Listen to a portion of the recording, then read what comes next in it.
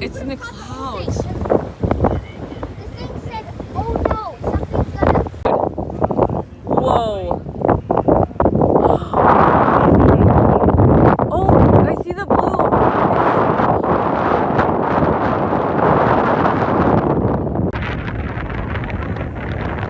Wow, that is quite...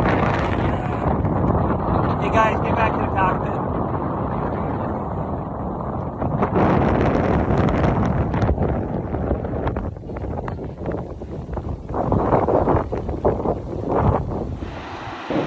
T-minus 8, 7, 6, 5, 4, 3, 2, 1.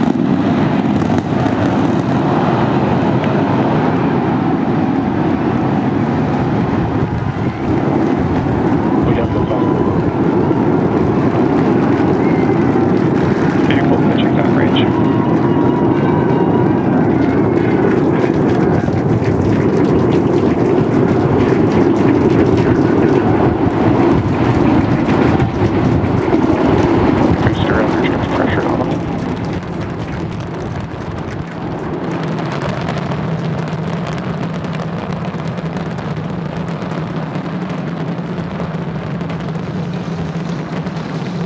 All right, we're a little over 40 seconds into the flight. We are seeing 33 out of 33 Raptor engines ignited.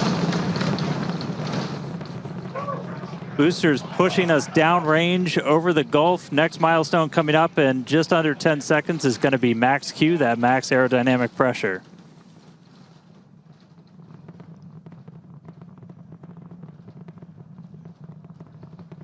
Max Q.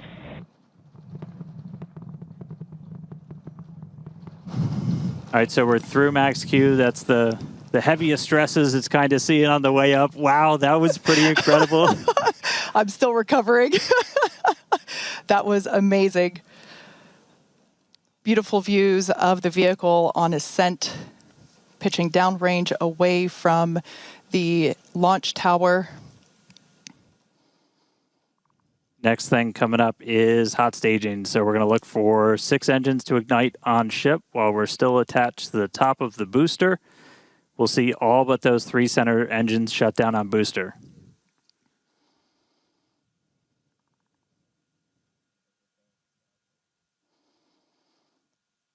We're hearing the initial call that we are go for booster catch back here at the launch tower.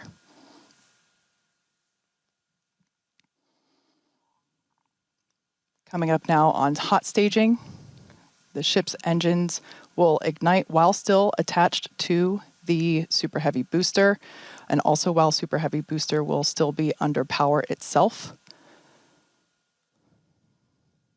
The clamps holding the 2 stages together are going to release, and Starship second stage engines will Booster ignite. engine cut off. Ship engine startup. Stage separation. Boost back burn startup. There we go. Ship engines, all 6 Raptors ignited. We're doing that boost back burn. Looks like we got 11 of the 13 that we command for that, so that's going to start sending the booster back. We are still go for booster return, even with 2 Raptors out during that boost back. We can do a full duration one. But chamber push is nominal. looks like we got a ship, 6 engines heading into space, and then we got a booster hopefully on our way back to Starbase. How's everything going in Hawthorne, Chris?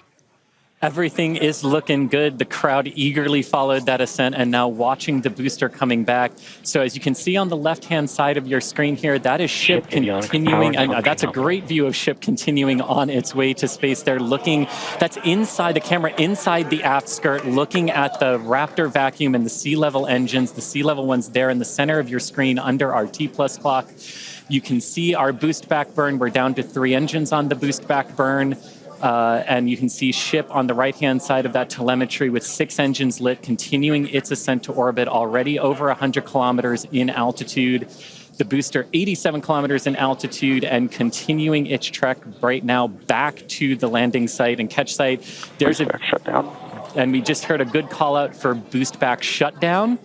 The next thing we should see on our screen is the separation of the hot stage from the Super Heavy booster. We jettisoned that because we do not need it for the landing, but on future iterations of the Super Heavy, that hot stage ring will be incorporated into the booster and we will get it back. But for today, you can see it on the right-hand side of your screen there, just separating off of from the right-hand side of the booster. You can also see the booster doing its liquid oxygen dump there, which is exactly what we would expect for it to do as the booster gets itself configured for the landing here.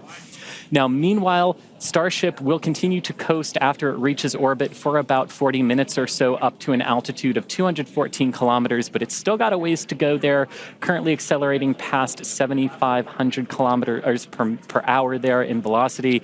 And just look at those great views of the booster coming back. The Gulf coastline there just looks absolutely gorgeous. Starship is on a nominal trajectory. And there we hear nominal trajectories all around. And Dan and Kate, we're at 5 minutes, 15 seconds here into the flight. Everything looking good for the Super Heavy and for Starship today. What's it like there at Starbase as we get ready to catch?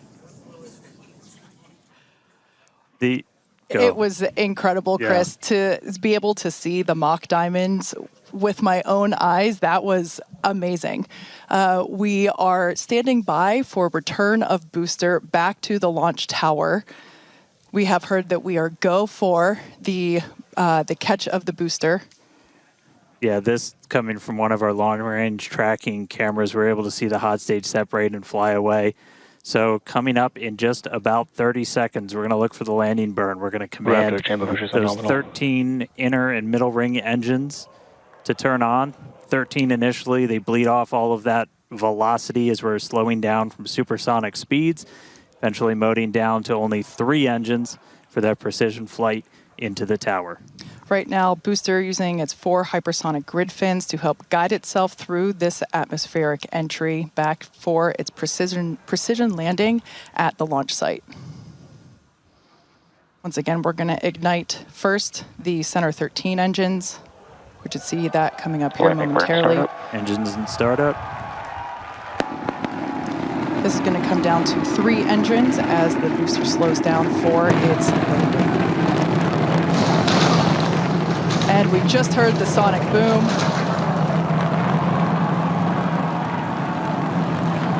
What an incredible sight to see the Super Heavy booster gliding down into the chopstick arms once again. The booster.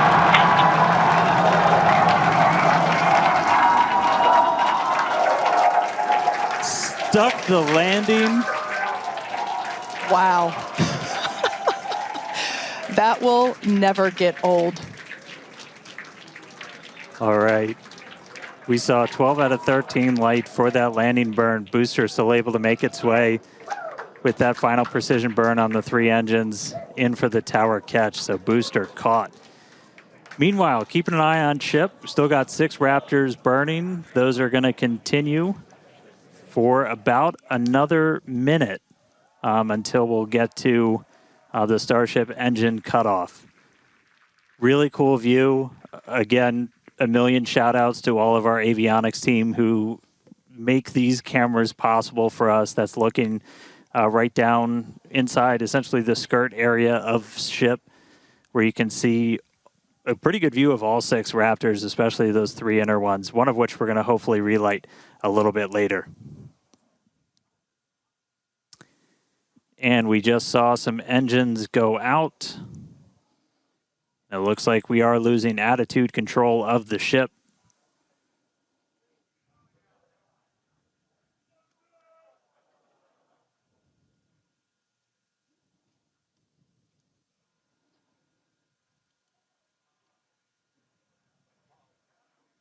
Ship FTS is saved. So we're still getting video down from the ship. You can see we've lost several engines and we've lost attitude control of the vehicle.